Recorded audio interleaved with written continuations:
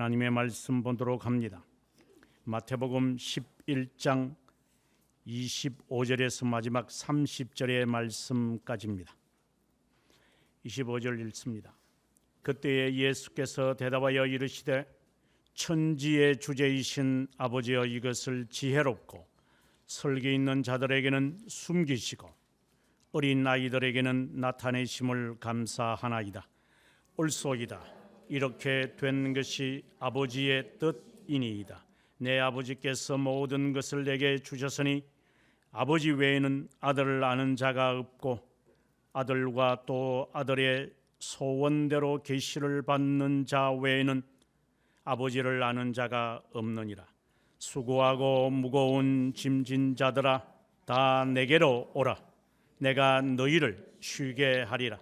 나는 마음이 온유하고 겸손하니 나의 멍에를 메고 내게 배우라. 그리하면 너희 마음이 쉼을 얻으리니 이는 내 멍에는 쉽고 내 짐은 가벼움이라 하시니라.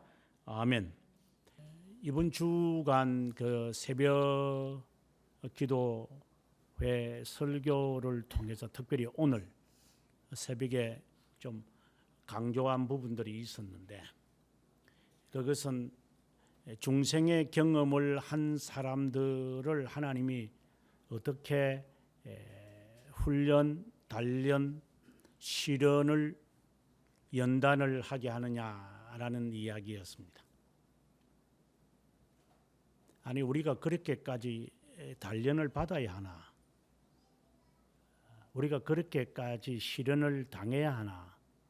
우리가 그렇게까지 연단을 받아야 그리스도인이 된다는 것인가?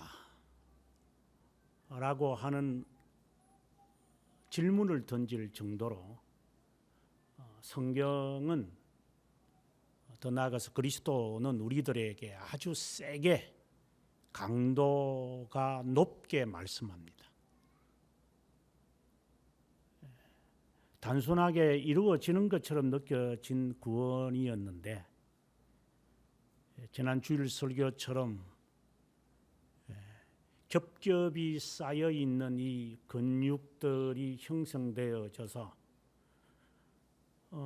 우리의 이 몸을 건장하게 만들고 있는 것처럼, 그리스도인이라고 하는 그 단순한 단어 안에는 무수한 세포들이 엮어져서 그리스도인이게 만듭니다.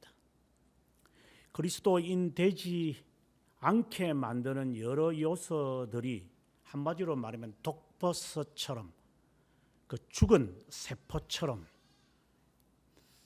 우리가 살려고 열심히 먹는데, 우리가 좋아서 먹는 음식인데도 결국 우리의 몸에 암이 생기는 것처럼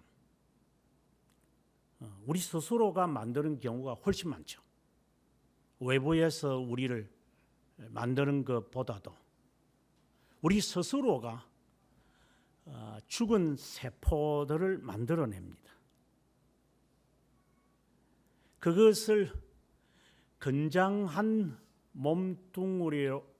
몸뚱아리로 만들어내는 것은 정말 힘들다라는 것을 잔인하게 느낍니다. 그리스도인으로 훈련을 받거나 단련을 받는 것은 당연하다고 여길 정도로 육체 하나, 몸뚱아리 건장하게 가는 것이 쉽지 않다라는 것만을 알아도 그게 그렇게 그리스도인의 그 연단인, 견인이라고 합시다.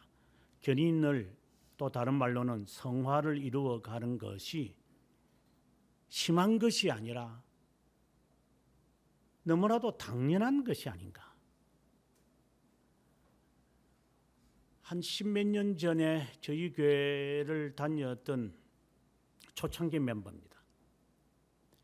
학교 선생으로 오랫동안 봉직하시다가 이제 아들이 저희 교회를 다니는 바람에 이제 오신 저보다 나이가 많으신 어르신이 있었습니다. 그분은 신앙은 없는 것 같아요. 자신의 아들이 이제 목사가 되니까 어쩔 수 없이 그래 뭐 아내도 아프고 그리고 며느리도 신자고 아들이 목사가 되었으니 뭐 아들 따라가야 되겠다. 이래서 아마 교회를 오셨던 것 같아요. 그분이 늘 이렇게 제가 설교를 하면서 이렇게 보면 이게 받아들여지는 것이 거의 없음을 알게 돼요. 이거는 여담이지만 제가 제 직업 자체가 이렇게 앞에 서서 가르치고 목사로서 설교하다 보니까 이 듣는 사람들의 여러 이 자세와 바디랭귀지를 통해서 대충이 아니라 10중 8구는 거의 다 파악이 될 정도죠. 근데 그분을 지금도 떠올려 보면 이 말씀이 받아지는 것이 아니라 그냥 시냇물에 돌을 지나가는 물처럼 그냥 흘러가는 거예요. 그냥. 그러면서 툭툭 내뱉는 질문들이 있어요. 왜 예수 믿는 사람들은 기도 그렇게 열심히 해놓고 행동은 그렇게 안 바뀝니까? 기도 그렇게 안 한다고 회개해놓고서 왜 또 합니까? 저는 이해가 안 된대요. 그래서 저도 그랬죠. 집사님, 저도 이해가 안 됩니다. 그러면 내가 기도해야 될 이유가 뭐냐고. 회개해야 될 게 뭐예요? 또다시 지금까지 지었던 죄 또 회개해놓고 또 짓고 또 범하고 또 할 건데 그럼 이하 동문. 그 다음에 할 게 없다고. 그래서 자기는 기도를 안 한대요. 성경도 안 읽는데요. 본인은 믿음도 없지만 솔직하게 말씀하시는 거예요. 나는 믿음도 없지만 믿음 있다고 하는 사람들을 볼 때 저게 믿음이라면 내가 그것을 수용해야 할지 안 해야 할지로 정하지도 못할 정도다. 그래서 이 말씀이 들리지 않는다 그러더라고요.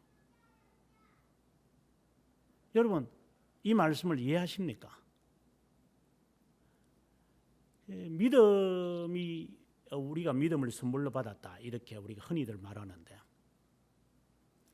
믿음의 가치가 이거밖에 안 됩니까? 이 말은 나 자신은 변화되었으니까 여러분은 왜 변화되지 못하느냐 이 말을 하려는 거 아닙니다. 그리스도를 믿는 이 신앙이 우리를 요 모양으로밖에 못 만듭니까? 그럼 뭔가 문제가 있는 겁니다. 이제 이거는 아니면 내가 부족하든지 잘못 알고 있든지 아니면은 모르든지 이제 그렇게 될 겁니다. 정말 정확하게 알아야 된다. 그래서 오늘 새벽에 설교하면서 그리스도인이 되어가는 인으로서 되어가는 거죠. 두 가지씩인데 그리스도인이다. 이것을 전제하고 이제 그리스도인으로서 우리가 갖추어져 가는 겁니다. 그리스도인이 되기 위한 것이 아니라 된 후로서 그리스도인으로서의 삶이 이제 만들어져 가는 겁니다. 그래서 우리가 다 불완전합니다. 미완료입니다. 우리 모두가 그렇습니다. 정도의 차이가 있을 뿐 계속 만들어져 가야만 합니다. 바닥을 치게 만듭니다. 하나님 양파 껍질을 벗기는 것처럼 정말 하나님은 저는 아무것도 없습니다. 그래서 제가 기포 이야기를 했습니다. 강한 칼을 만들기 위해서 얼마나 두들겨 패야지 그 철 안에 남아있는 분자 사이사이에 남아있는 그 탄소를 어쨌든 없애버려야 됩니다. 두들겨 패야 됩니다. 명금을 만들기 위해서 그냥 식칼 만드는 게 아니라, 식칼은 그냥 이렇게 불에 집어넣었다 도장 쾅 찍어버리면 그게 이제 나오는 것들이니까 당금질을 해서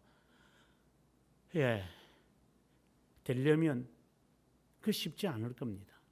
안에 어떤 공기가 없어야 됩니다. 자기도 마찬가지라고 했습니다.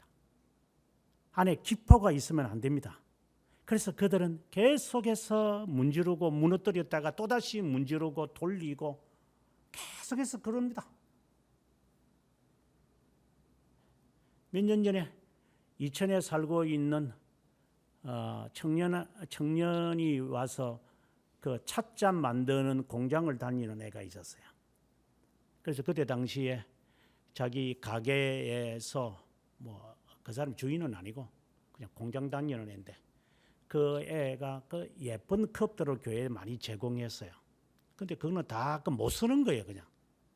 그러면서 참 예쁘다, 좋다 이러니까 목사님 그거는 예쁘고 좋은 게 아니고 그냥 이렇게 흙 집어넣어서 도장 쾅 찍어가지고 나오는 겁니다. 하지만 자기는 그렇지 않습니다. 그것을 하나 만들기 위해서 아주 생고생을 합니다. 그것이 자기고 그냥 예쁘게 보이는 이런 거는 그냥 막 도장 쾅 찍어가지고 그냥 모형 따서 만들어내는 겁니다. 모양만 좋은 겁니다. 색칠만 하는 겁니다. 유약 바르고 놓으면 다 좋게 보입니다. 이거는 싸구려입니다. 이거는 그릇이 아닙니다. 굉장히 좋게 보이는 아닙니다. 이거는 그냥 막 이거는 판매도 못하는 것들입니다. 그릇도 똑같은 그릇이 아니구나. 칼도 식칼하고 명금하고 다르구나. 칼이라고 해서 다 칼이 아니구나. 신자라고 해서 똑같은 신자인 줄 압니까? 너 속에 있는 허영과 사치와 같은 기포가 얼마나 자리 잡고 있는지 가치가 없어요. 도장을 찍어낸 것처럼. 하나님이 나를 단련시키고 있는지 여러분 스스로에게 질문해 보세요. 하나님이 나를 단련하고 있는가? 인생의 수업료는 얼마나 지불하고 있는가? 저는 책은 읽지는 못했습니다. 그러나 책을 읽은 사람들의 여러 이야기를 지금 계속해서 듣고 있습니다. 세계에서 베스트셀러라고 하는 책, 돈의 심리학, Psychology of Money라고 하는 책이 베스트셀러라고 합니다.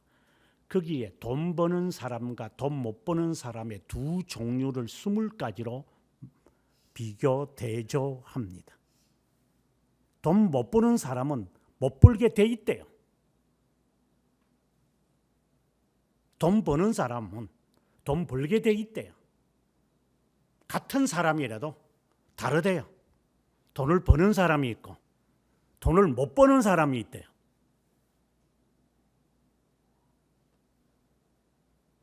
돈을 쓰기 위해서 돈을 버는 사람이 있고 돈을 그것을 벌고 그것을 얻고 그리고 재창출하기 위해서 하는 사람이 있대요.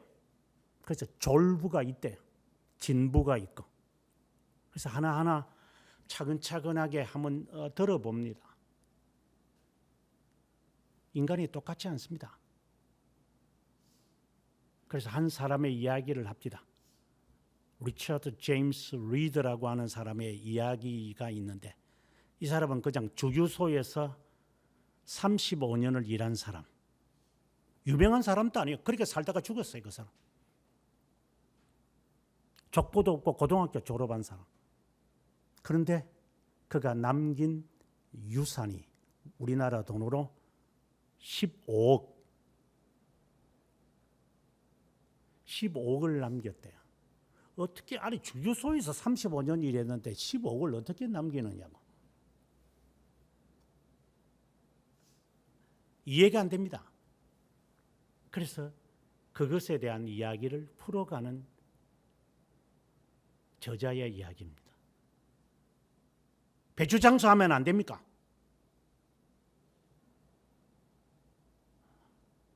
그렇게 높은 자리에 올라가야만 합니까? 그는 35년을 주유소에서 평생 일해도 즐거운 마음으로 했대요. 그리고 저축하면서 쓸 때 쓰고 안 쓸 때는 안 쓰는 사치와 허영은 의미가 없대요. 지금 제가 돈 이야기를 하는 이유가 있습니다. 우리나라는 속에 바람이 들어가지고 툭 하면은 옆 밖에 나가 보십시오. 외제차 타고 다닙니다. 우리나라 대기업 회장들 외제차 타고 다니던가요? 물론 뭐 그들을 칭찬하는 게 아니라 빌 게이츠가 어떤 차 타고 다니는 줄 아십니까? 벤츠나 이런 거 타고 다니는 줄 아십니까? 그냥 미국 차 중대형, 우리나라 같으면 소나타와 같은 차 타고 다닙니다. 부자는 진짜 부자는 그런 부자고, 졸부들은 돈 있는 것처럼 보이려고 합니다. 큰 저택에 사는 것도 아닙니다. 그냥 그렇게 삽니다, 그들은. 이런 기포들이 우리에게 얼마나 많은지 그거 다 뽑아내야 되니까. 그리스도인이 되려면 세상 사람도 그걸 좋게 보지 않습니다. 여러분이 어떤 관습과 버릇을 가지고 있는지 저는 모릅니다. 그리스도인의 버릇을 가지십시오.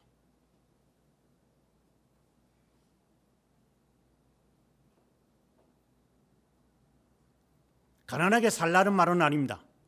그리스도인으로서 어떤 버릇을 만들어야 되는지 여러분에게 숱하게 이야기합니다. 만약에 그렇게 버릇을 만들지 않을 것이라면 앞서 이야기했던 것처럼 예수쟁이들은 왜 저래야죠? 라고 하는 추궁의 질문을 우리는 받게 될 것입니다. 자신에게 물어보시기 바랍니다. 나는 참된 믿음의 훈련을 받고 있는 자인가? 변하고 변했나? 예수 믿고 난 다음에 변했다고 찬송터 열심히 부르곤 하는데 뭘 변했는지 저도 잘 모르겠습니다.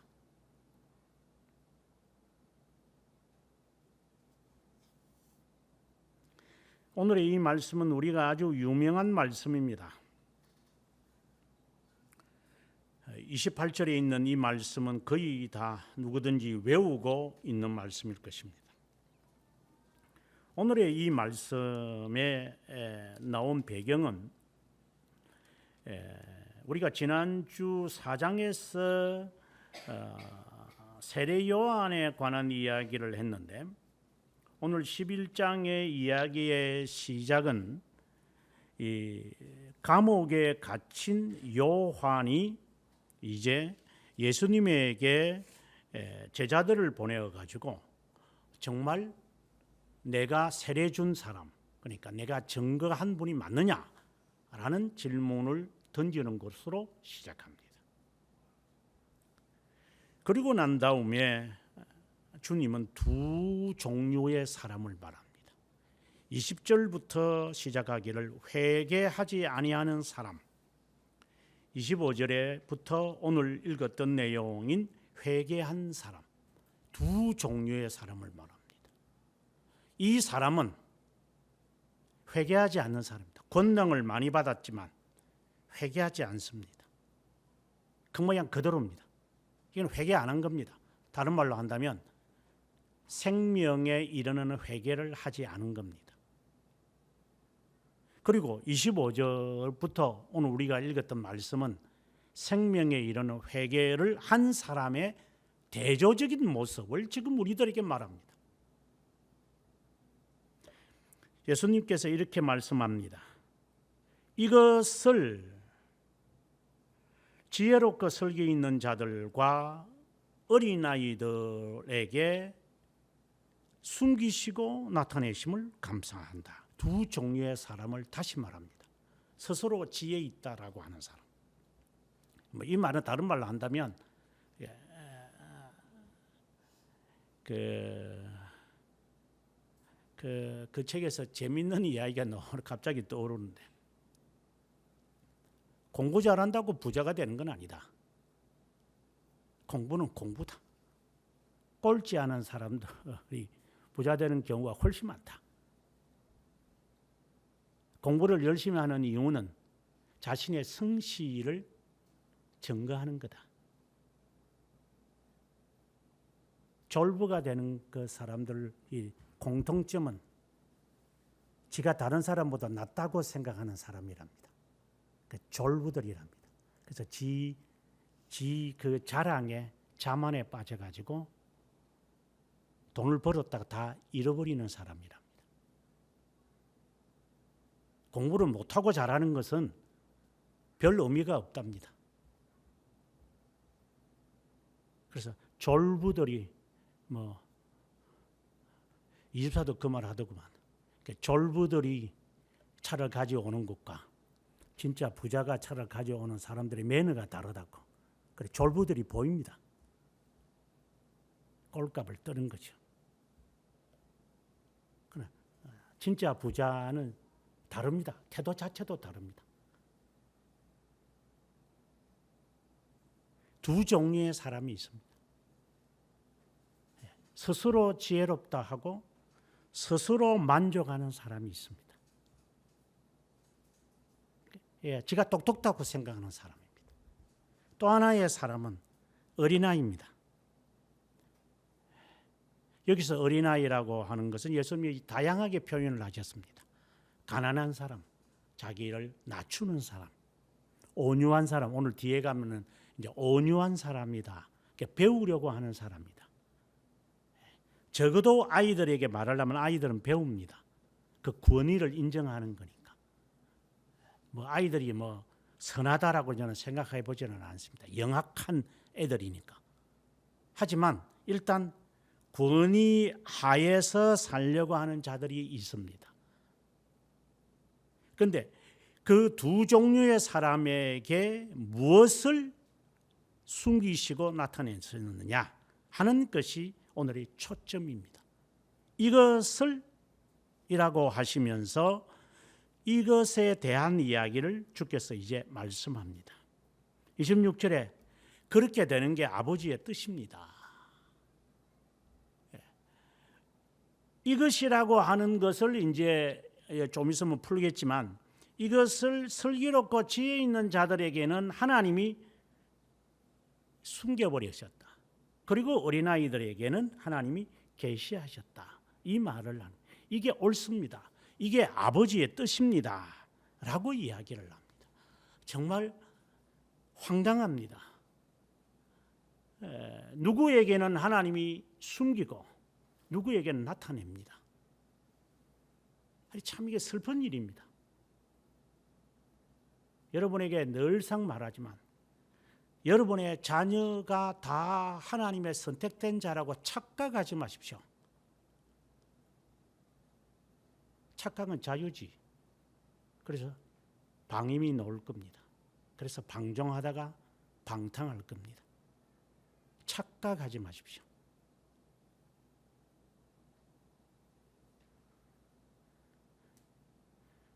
두 종류의 사람에게 하나님이 숨기고 나타낸다. 이는 선택과 유기를 주님은 우리들에게 암시하고 있음을 봅니다. 27절에 가서 내 아버지께서 모든 것을 내게 주셨으니, 이제 이것이라는 것을 모든 것이라는 말로 이제 이야기를 하십니다. 아버지 외에는 아들을 아는 자가 없고 아들과 또 아들의 소원대로 계시를 받는 자 외에는, 어린아이들은 계시를 받는 자구나, 나타내셨다라고 했는데, 그런 자들에게는 아버지를 아는 자가 없다. 첫 번째 말씀하신 것은 예수 그리스도가 하나님이심을 말합니다. 아버지 외에는 아들을 아는 자가 없다고 했으니 바로 예수 그리스도가 하나님이시라는 이 사실을 지금 1차적으로 말씀하는 겁니다. 그 다음에는 두 번째에 가서 아들과 아들의 소원대로 계시를 그리스도가 자신을 밝힐 때, 그리스도가 우리에게 오셔서 구속주로 오셔서 우리들에게 자신을 계시할 때 비로소 그분이 하나님이라는 사실을 깨닫는 자들이 있을 것이다. 그런데 이것을 숨기고 이것을 나타내시고 이것이 하나님의 뜻입니다 라고 예수님이 말씀하시는 겁니다.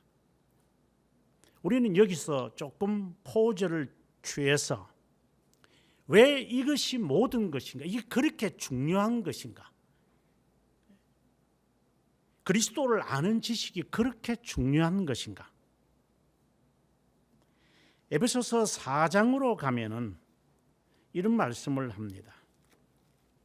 에베소서 4장에 가서 하나님의 형상에 관한 이야기를 예수께서 말씀하시면서 이렇게 말합니다. 4장 20절에 오직 너희는 그리스도를 그같이 배우지 아니하였느니라. 진리가 예수 안에 있는 것 같이 너희가 참으로 그에게로서 듣고 그 안에서 가르침을 받았을진데 너희는 유혹의 욕심을 따라 썩어져가는 구습을 따르는 옛 사람을 벗어버리고, 자, 그리스도를 알면 가르침을 받을 것이고 그 결과 유혹의 욕심과 구습인 옛 사람을 벗어버릴 거다. 그러니까 배운 사람, 그리스도를 아는 사람은 이렇게 될 거다라고 사도 바울이 말합니다. 23절에 오직 너희의 심령이 새롭게 되어, 중생을 의미합니다. 중생 경험을 말합니다. 하나님을 따라 의와 진리의 거룩함으로 지음을 받은 새 사람을 입어라. 새 사람이 되라는 겁니다. 이거는 중생된 것을 말하는 것이 틀림없습니다.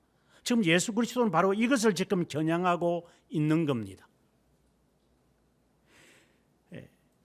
그리스도가 하나님이시고 하나님이 그리스도이심을 우리들에게 증거하시는 자가 있고 모르게 하시는 분도 있습니다. 그러면 어떤 자는 그것을 깨닫고 배우고 자신의 옛 관습을 던져버리는 자들입니다. 그리고 어떤 자들은 배우지도 않거니와 그리고 벗어버리지도 않습니다.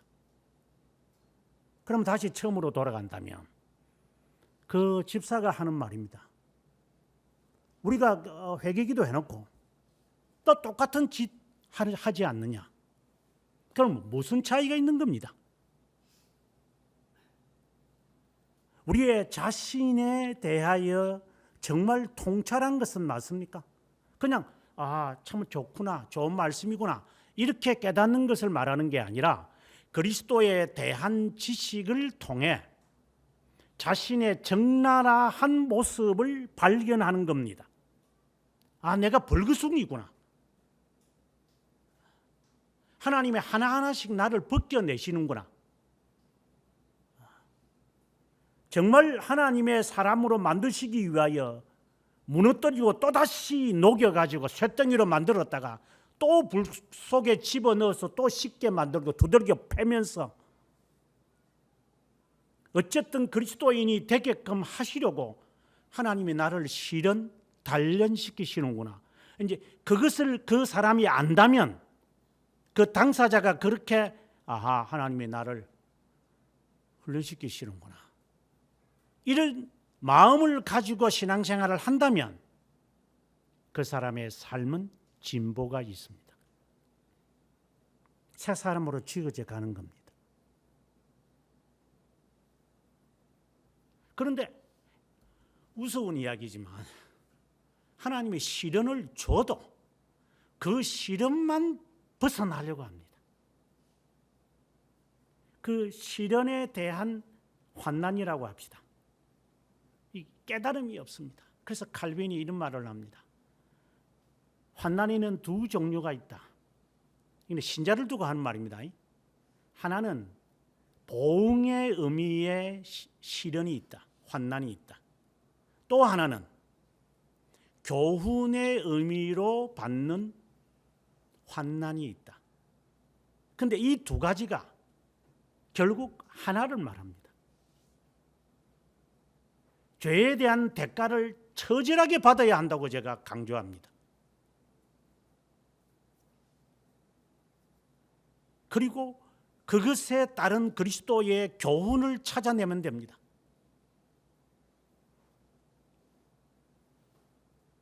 그게 교훈적 보응이다, 이런 말을 합니다. 이 두 가지를 동시에 우리가 발견해야 됩니다. 그래서 이 시련만 없애버리려고 약국에 가서 약을 먹고 낫게 되는 게 아닙니다. 정말 참 이게 습관 하나 고치는 게 이게 쉬운 일이 아닌데, 이게.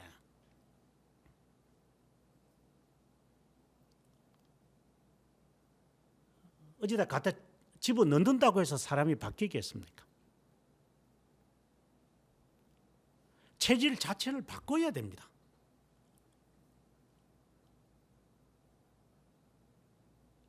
방금 들어오면서 저놈한테 물었습니다. 너는 왜 설거 시간만 되면 꼬박꼬박 자냐? 이러니까. 잠을 못 이기겠냐 하니까 잠을 못 이기겠대요. 그래서 제가 기가 차서 더 이상 말이 안 나왔습니다. 잠을 못 이긴다. 아니, 뭐라고 말을 해야 됩니까?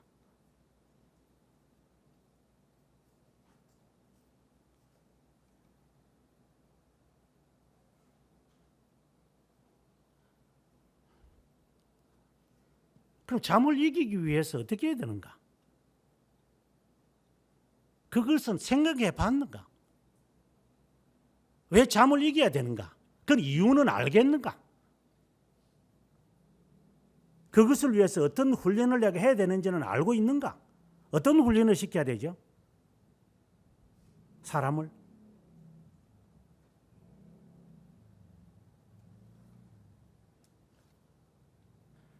그 보응 하나만 딱 없애면 된다고 생각을 합니다. 그렇지 않습니다, 인간은. 그건 그냥 겉으로 드러나는 것밖에 아닙니다. 그 속에 담겨 있는 거죠. 여러분 아실 겁니다. 그거 없애야 됩니다. 그거 안 없애면 죽을 때까지 꼬박꼬박 잡니다. 우리 새로운 교회를 본다면 꼬박꼬박 잠자는 놈 제대로 견디지 못해가지고 다 도주하는 놈들이 많이 나옵니다. 이게 앞서도 제가 말했지만 말씀을 선포하면 이 말씀이 들어가지 않습니다. 못 견딥니다. 제가 망치로 두들겨 패기 때문에. 이게 실수입니다, 이제 이게. 근본적으로 바뀌지 않았기 때문입니다. 참 그리스도인으로 우리가 만들어져 가는 이게, 되어져 가는 이게 얼마나 힘든 일인지 모르겠습니다. 저는 힘듭니다. 여러분은 쉬운지 몰라도. 아무튼 하나님께서 어떤 자들에게는 그리스도가 하나님이심을 감추고 어떤 자들에게는 하나님은 밝혀냅니다. 그리스도를 아는 지식이 생명이고 존재고 그리고 삶의 목적 자체입니다. 그리스도를 너희가 이같이 알지 아니했다. 여기서 우리말이 조금 제가 정확하게 표현을 못하겠지만 오늘의 이 말씀에 보면은 아버지 외에는 아들을 아는 자가 없고, 이것은 그냥 단순히 목적입니다. 아들을 아는 자, 그냥 know him 이렇게 하면 됩니다. know him. 근데 그 다음에 아들과 또 아들의 소원대로 계시를 받은 자 외에는 아버지를 아는 자가 없고, 이런 말을 합니다. 우리가 하나님을 아는 것과 아들이 아버지를 아는 것은 다릅니다. 그냥 목적입니다. He knows him. He's a father. 그냥 전치사 없이 그냥 He knows he's a father. 이렇게 말하는 거하고 우리는 그리스도를 아는 것이 We don't know him. 우리는 모릅니다. 그분을. 그럼 어떻게 합니까? We can know of him. of가 들어갑니다. 그래서 그분에 대하여 아는 겁니다. 이건 엄청난 차이입니다. of와 전치사 of가 없는 것하고는 다릅니다. 우리말에 얼마나 제가 잘 표현해내는지 모르겠지만 일반적으로 사람들은 그리스도의 교훈을 알려고 한다. 하지만 정통 프로테스탄트들은 그리스도에 대하여 알며 그를 닮으려고 할 것이다. 이건 엄청난 차이입니다. 그리스도를 알 수 없습니다. 우리는. 그러나 그리스도에 대하여 알아가야 합니다. 누구를 통하여? 그분의 아들을 통하여. 이것이 내 삶의 목적입니다. 반복해서 말합니다. 그분에 대하여 알기 위해서 우리는 직업을 갖는 겁니다. 결혼을 하는 겁니다. 우리의 삶을 사는 겁니다. 이게 우리의 목적입니다. 그것이 바로 나를 아는 길이기 때문에 그리스도를 아는 지식은 바로 존재라고 했습니다. 자기를 파악하지 않고는 어떤 직업을 가져보십시오. 만족이 있는지. 우리가 흔히 하는 말도 주제 파악을 못합니다. 그리스도에 대하여 모른 채로 그냥 이렇게 쓰나미처럼 이렇게 가버렸기 때문에 그렇습니다. 그래 어느 시점에 가보면 내가 뭐 때문에 내가 열심히 사는 거야? 공허합니다. 목적이 없기 때문입니다. 그리스도에 대한 지식을 갖는 것, 그리스도를 아는 것, 그렇게 쉽게 표현을 할 때 바로 나를 아는 겁니다. 그런데 나 자신을 모르게끔 하셨다 이 말입니다. 슬기롭고 지혜 있다는 사람은 자기를 몰라요. 그냥 그렇게 살아요. 그냥 여러분 사회에서 느껴보잖아요. 자기 자신을 얼마나 채찍질하며 살아가는 사람이 얼마나 없는지 정말 잘 드러납니다. 정말 자기 자신을 자숙하면서 훈련시키며 살아가는 사람 거의 만나보기 어려울 겁니다.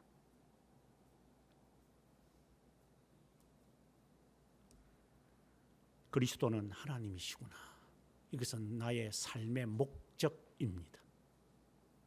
이것은 회개하는 자만이 갖는 갈증입니다. 그러고 난 다음에 주님은 이제 어린아이와 하나님께서 주신 계시를 받는 자의 특성을 말합니다. 수고하고 무거운 짐을 짐진 자들아 다 내게로 오라. 내가 너희를 쉬게 하리라. 안식을 말합니다. 29절에 쉼을 얻을 것이다 라고 말합니다. 너의 마음이 쉼을 얻는다. 이 말은 여기서 마음이라는 말이 번역이 잘못되었습니다. 너의 영이 이렇게 말합니다. 너의 영이 쉼을 얻을 것이다. 나는 마음이 온유하고 겸손하니 25절에서는 지혜롭고 설기 있는 사람에게는 숨기는데 어린아이와 같이 온유하고 겸손하는 자는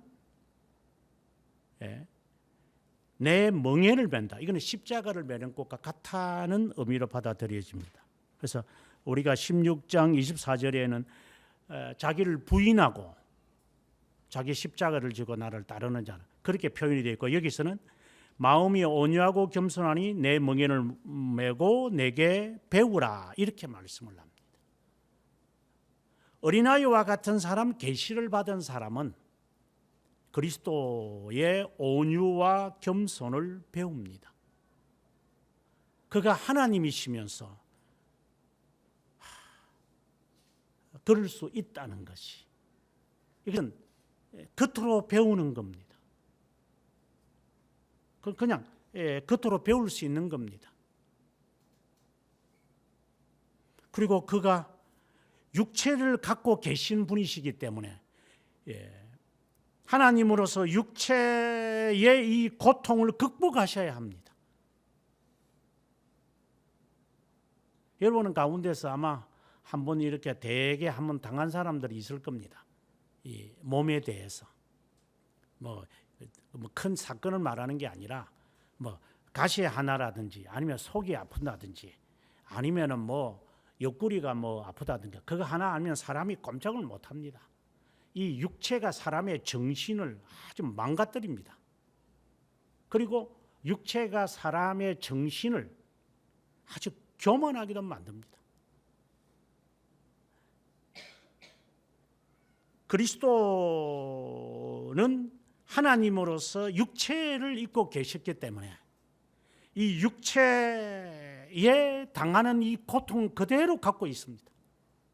너무 힘든 겁니다, 이게. 그래서 그리스도의 피곤을 말합니다. 주님 피곤한 겁니다. 우리 가운데 안 피곤한 사람이 어디 있습니까? 다 놀고 싶습니다. 다 내가 하는 대로 하고 싶습니다. 그건 졸부들이 하는 짓거리입니다. 그래서 그 리더라는 사람이 어떻게 해서 15억을 모았느냐 이 이야기를 합니다. 그는 검소하게 살았대요. 검소하게. 근데 어떻게 120만 불을 모을 수 있지? 제가 미국에 살아보죠. 백만장자라는 이 말인 보통 우리 100만 불이라면 한 이제 10억 정도 됩니다. 우리나라 지금 돈으로 환산하면 10억 가지기 쉽지는 않죠. 굉장히 어렵죠. 근데 그는 다른 사람이 놀 때, 다른 사람이 즐길 때 다 절제하면서 그 돈을 모아서 사회에 환원하고 자녀에게 주고 세상을 떠났답니다. 아주 평범한 사람입니다. 그런데 작가는 그 사람을 칭송합니다. 이 사람이 진부다 이렇게 말합니다.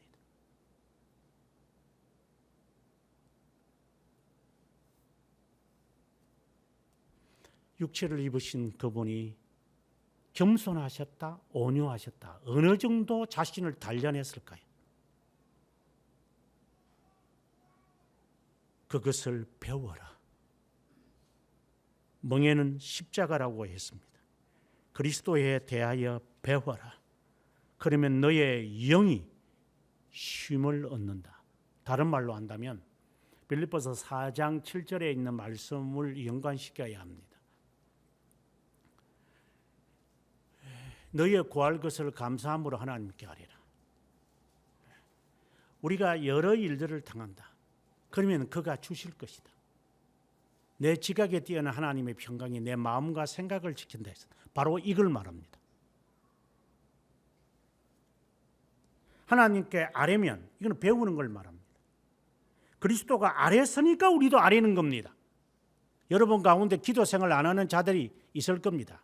얼마나 버티는가 제가 한번 보겠습니다. 나중에 네 자녀가 네 옆구리를 찌를 때 그때 정신을 차릴래? 아니면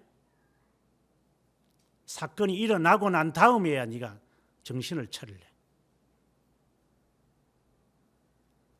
버틸 수 있는 한 버틸 겁니다, 사람이. 예, 그게 우리가 갖고 있는 고집이니까.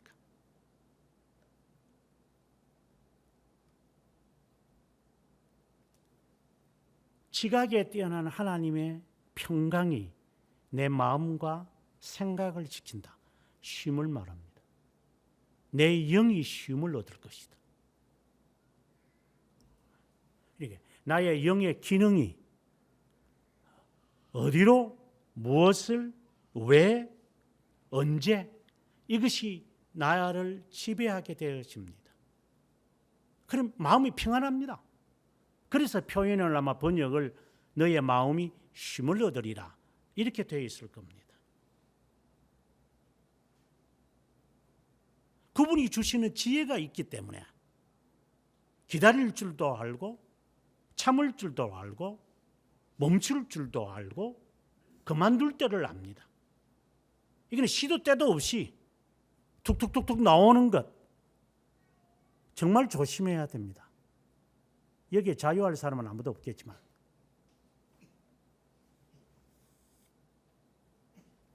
내 멍에는 쉽고 내 짐은 가볍다. 전혀 다른 비유를 든다면은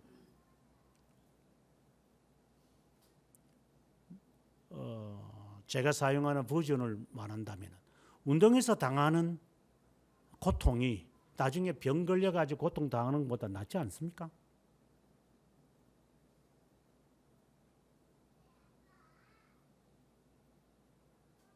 그렇게 말해도 큰 적용이 틀렸다고 말할 수 없을 겁니다.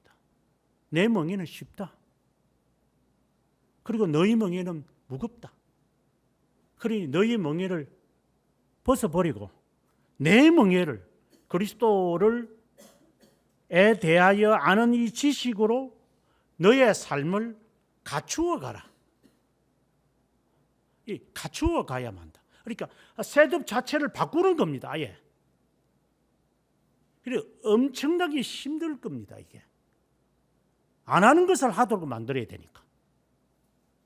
우리가 여러분들이 예수를 믿은 지가 꽤 된 사람들이 많을 텐데 여러분을 수정 보완하도록 훈련을 받아본 적은 얼마나 있습니까?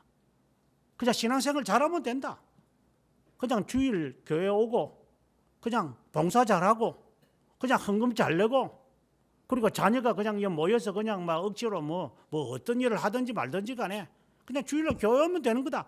이렇게 우리는 알고 있을 겁니다. 삶이 바뀌고 그것에 대해서 자신을 다듬으며 당금질을 하면서 그리스도인으로 되기 위해서 숱하게 고통을 당해도 정신을 차리며 살아가는 그 모습, 그렇게 사는 거다. 훈련을 얼마나 세게 해야만 되는 것인지 여러분 아마 단련을 안 받아봤을 겁니다. 그 단련시키는 것도 귀찮습니다. 실제로. 아우 정말 짜증나. 교수 생활이 재밌는 것은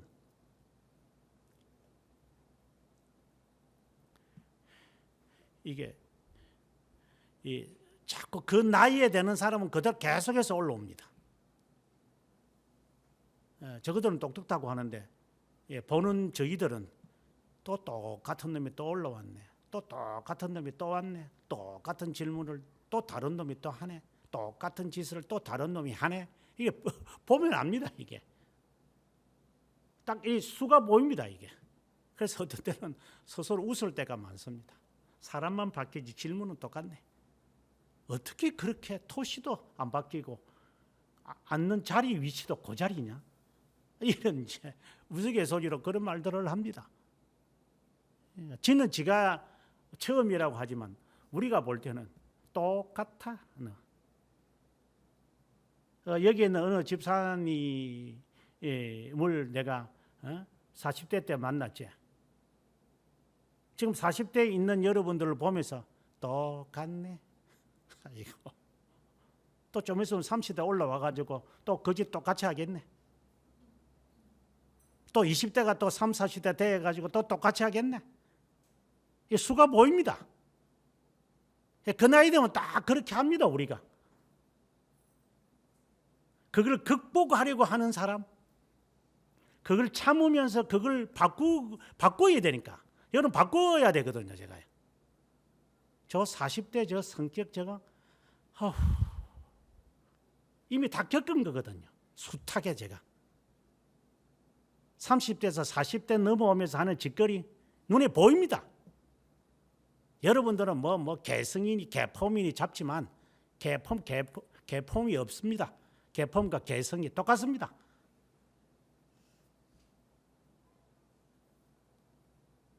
그러다가 수그러지고 그러다가 대가받고 그러다가 이제는 만신창이 되고 그리고 눈물을 흘리고 대가 받으니까. 왜 이런 레파토리에서 우리가 살아가야 되는가? 그렇지만 어쩌겠어요. 이거 훈련시키고 단련시켜야지. 똑같이 보입니다. 여러분 하는 짓들이. 사람은 다르겠죠. 그냥 장독 위에 그냥 매주 올려놓은 겁니다.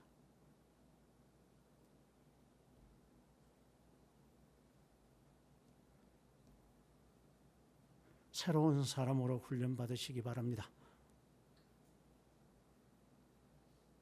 자신의 멍에를 버리십시오. 가지고 있지 마십시오. 학력이 인격을 대변하지 않는다고 제가 늘 강조했습니다. 너 돈이 너 인격을 대변하지 않는다. 그러면 하나님이 나에게 준 성격, 재능은 그러면 쓸데없는 겁니까? 바뀌어져야만 합니다. 단련되어져야 합니다. 그때 하나님이 사용합니다. 오홀리압이 하나님의 성전을 짓는데 아주 재능이 있었습니다. 그 재능 필요 없습니다. 하나님이 새롭게 만든 재능으로 바뀌어져야 됩니다. 사람들은 자기 재능을 믿고 까봅니다. 그게 자신인 줄 압니다. 아닙니다. 하나님 안에서 이것이 담금질되어져서 다듬어져야 합니다. 그때는 다릅니다. 그래서 성전을 짓게 되는 겁니다. 오늘 주님은 우리들에게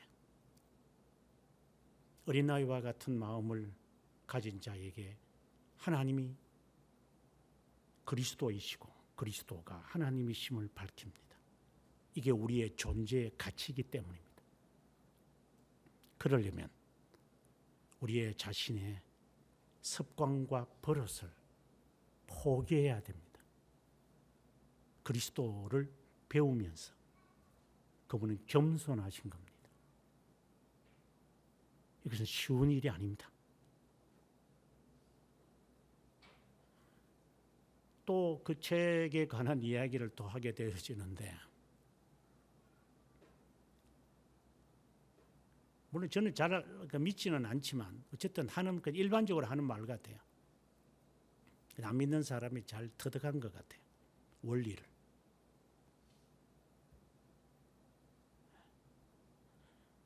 부모에게서 배운 그 버릇은 100% 자녀에게 간답니다. 이게 아주 무섭답니다.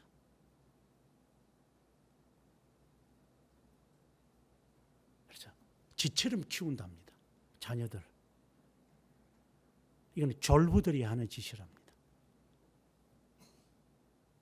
이건 일반적인 이야기입니다. 진부는 그렇지 않다고 합니다. 무엇이 이 아이에게 오는 줄을 알고 있기 때문에 자기 손에서 놓아버린답니다.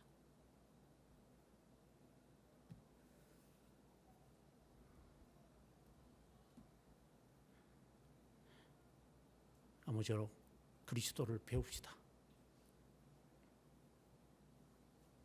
자신을 내려놓으려고 하십시오. 말씀을 통해 찾으십시오. 각자에게 해당되어진 어떤 부분을 내려놓아야 하는지 다 내려놓고 시작하십시오. 모든 것을 다 포기하십시오. 그래서 새로운 사람의 삶의 형태로 살아가시기 바랍니다. 아주 고통스러울 겁니다. 저도 힘듭니다. 이렇게 말하는 저도. 말하는 게 힘든 게 아니라 저 자신을 훈련시키는 게 너무 힘듭니다. 하지만 할 겁니다. 그리스도인이기 때문에. 엘리야의 하나님, 엘리야의 앞에 선 사로와 과부의 고백이 있기를 원합니다.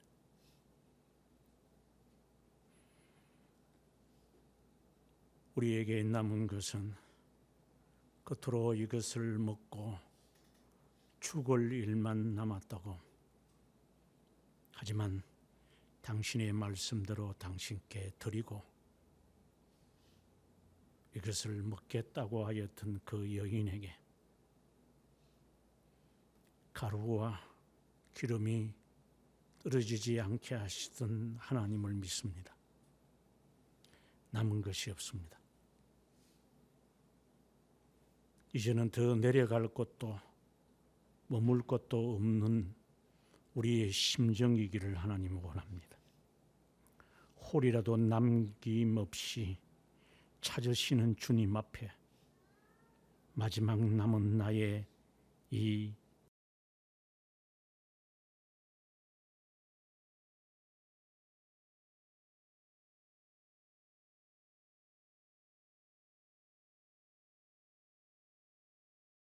바라는 우리의 신앙의 사로밭 과부의 룻과 같은 신앙이 되기를 주님께 간구합니다. 날마다 자기를 부인하며 십자가를 지며 그리스도를 따르는 것이 협작하고 그 얼마나 그리스도인이 되기까지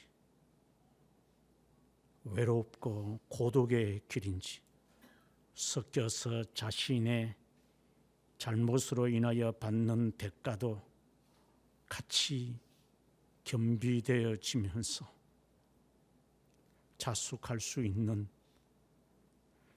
그 언젠가 그 언덕에 서서 산바람을 맞으며 이마에 땀을 식힐 수 있는 나를 바라보며 오늘도 한 걸음씩 자신의 무거운 짐을 그리스도 앞에 내어 맡기며 내려놓고 살아가는 홀가분한 사슴처럼 뛰어가자고 하였던 술람이 여인에게 하신 말씀처럼 들판으로 가자. 하나님, 주님과의 이 교제의 아름다움을 삶 속에서 맛을 보기를 주님께 간구하옵고 지금도 여전히 말씀하시는 우리의 구세주 예수 그리스도의 이름으로 기도드립니다.